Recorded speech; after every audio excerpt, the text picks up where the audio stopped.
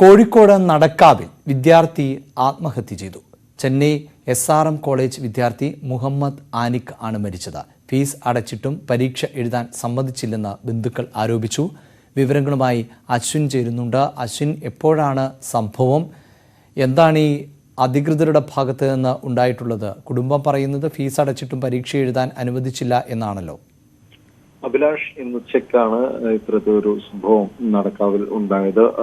ഈ ചെന്നൈ SRM കോളേജിലെ ഒന്നാം വർഷ റെസ്പിറേറ്റീവ് തെറാപ്പി വിദ്യാർത്ഥിയായിട്ടുള്ള മുഹമ്മദ് ആനിഖാണ് ആത്മഹത്യ ചെയ്തത്. 19 വയസ്സായിരുന്നു.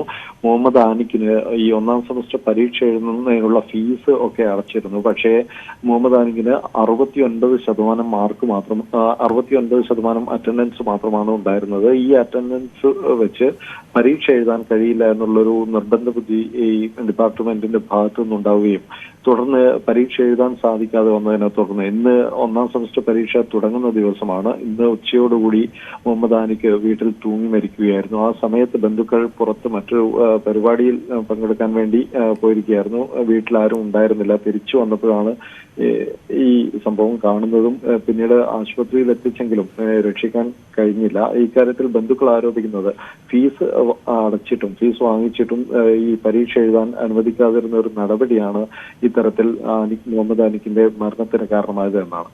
അഭിലാഷ്. അശ്വിൻ വെല്ലത്താണ് വിശദാംശങ്ങൾ നൽകിയത്.